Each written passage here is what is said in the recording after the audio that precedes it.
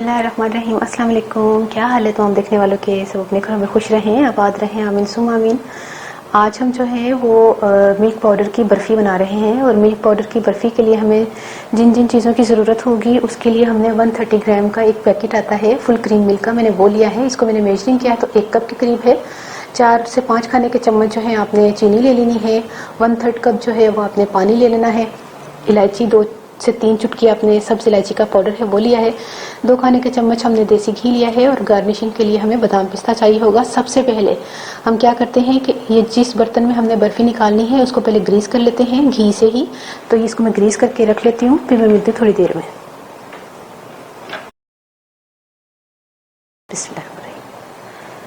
तकरीबन 2 खाने के चम्मच घी लिया है हमने। इलायची का पाउडर 2 से 3 चुटकी सब्ज़ इलायची का।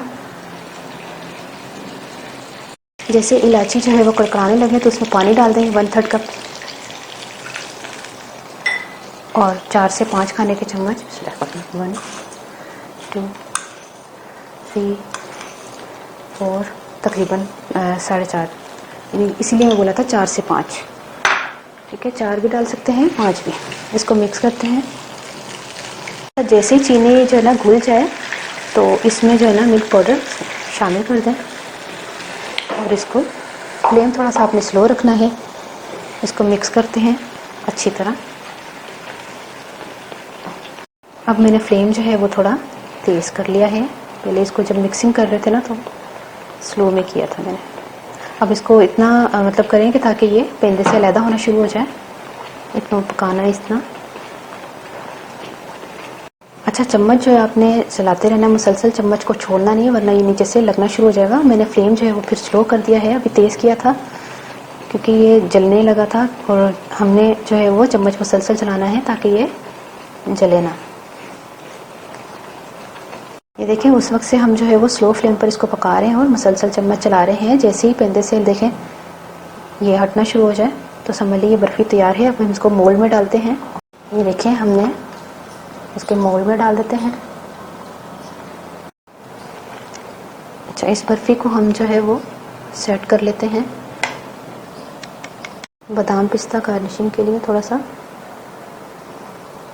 अच्छा, ये मैंने ना थोड़ा मिल्क पाउडर लिया, ज़्यादा नहीं लिया, मेरे पास जितना था मैंने उतना लिया है। देखिए मोल्ड में भी मैंने थोड़ा सा स्पेस इसका थोड़ा कम कर दिया ताकि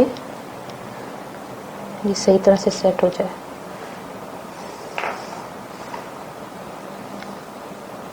इसको तकरीबन 1 से 1.5 घंटे के लिए मैं आकर मिलती हूँ, तो फिर इसकी कटिंग करके आपको मैं बताती हूँ। ठीक है, ये देखें तकरीबन 1 घंटा हो गया मुझे फ्रिज में रखे हुए।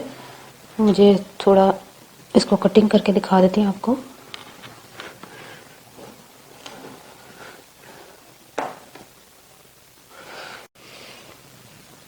ये देखें कटिंग मैंने कर ली है।